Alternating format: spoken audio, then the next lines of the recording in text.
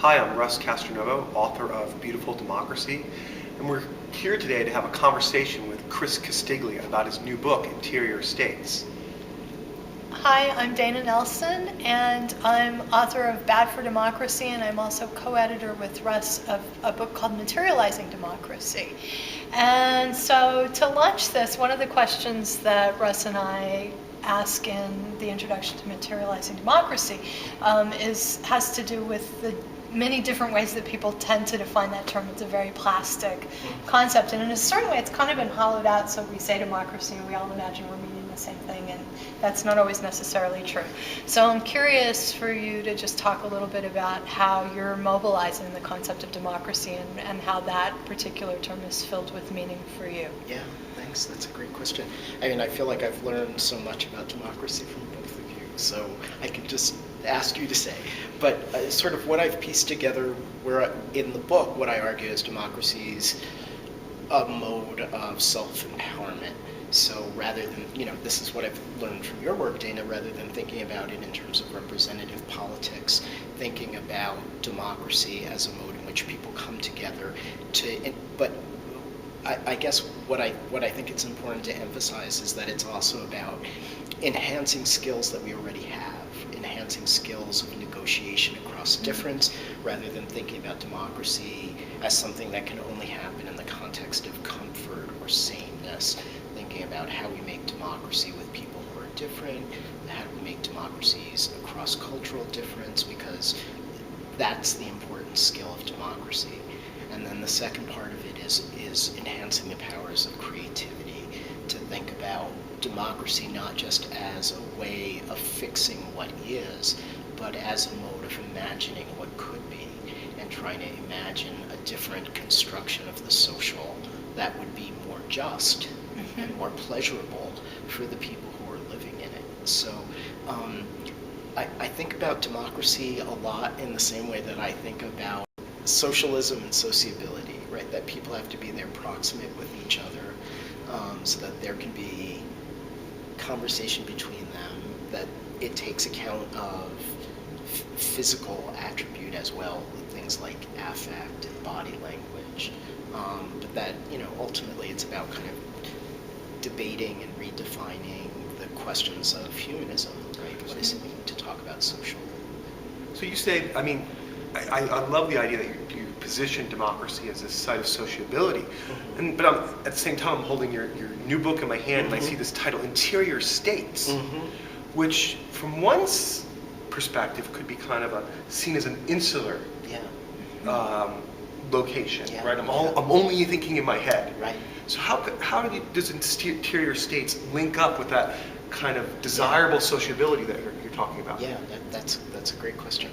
I think that part of what I argue in the book is that we've been encouraged to misunderstand democratic relations as something that happens in our consciousness. So in negotiating between appetite and restraint, or the superego and the id, that these forms of negotiation that we think of as intrinsically interior are in fact happening in the language and using the skills that we should be using to negotiate social relations.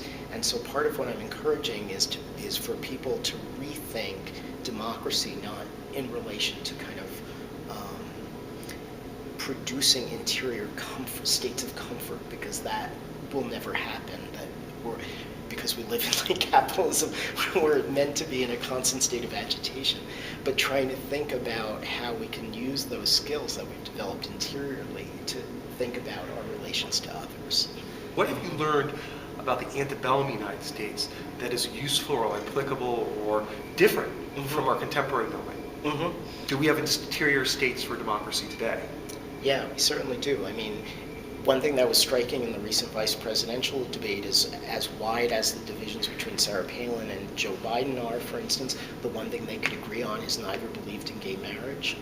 And that's part of the question that I take up is, why do we believe that we can protect what are perceived as national institutions like marriage, right, as a way of shoring up political dissent, or protecting the nation against political dissent, And so we've been made to associate our emotional states with these national institutions that can be deployed to keep people from really thinking about what holds them together, what actually threatens citizens of the nation. You know, the economy can collapse, but thank God gays can't marry, we're safe. You know, these kinds of absurd arguments that substitute institutional protection for thinking about what our actual interests in democratic life is.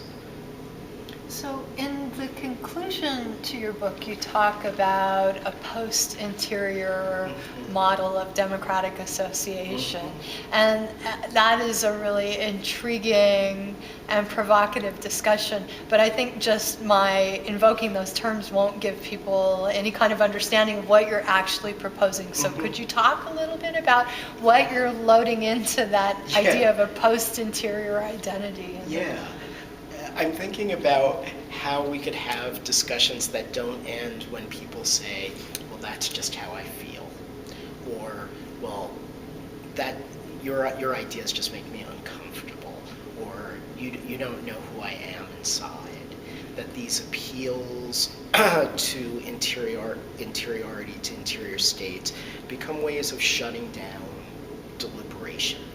So if we could move from those kinds of appeals to more explicit modes of rational deliberation, then we could say, you hold a position, I hold a position, and we'll talk between us until we can find some, I don't know, some mode of agreement, not necessarily... Would you say that's the same as the phrase I heard in the debates, well, we're just going to have to agree that we disagree on this? No, we have to go on disagreeing. I mean, the disagreement is crucial to it. Okay. And it's that idea. I mean, the worst So disagreeing form of can't be a stopping point. It has to be a starting point. It's a starting point, yeah. And the worst of the interior states is comfort, right? And this belief that we have now. I mean, we see this in the classroom. We see this in the culture.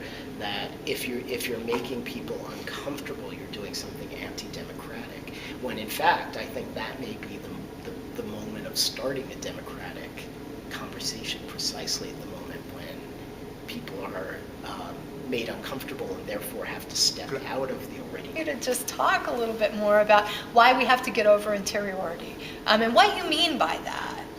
Because I think most people, when I first asked you about democracy, you said that democracy is a form of self-reliance. And self-reliance, we really think in the terms of interiority, right? I mean, those Emersonian terms of being true to your own self. So why is that a bad thing, and why do we need to get beyond that? It's not being true to yourself that's a bad thing. It's what you constitute as yourself, right? So what you constitute as yourself could be your brain, right? Your rational construction of justice, right? And the reason that interiority becomes a problem is because it's the modes of sentimentalism that construct so much of our emotional life that invites us toward imperatives to consensus or agreement or comfort or any of these things. And it makes it hard to articulate hard positions because of the threat hard positions pose to these ideas of comfort or agreement or consensus. So that's part of why I think moving away from a kind of interior state would be desirable. So Chris, how do you know when you're having a post-interior conversation? Are we having one now?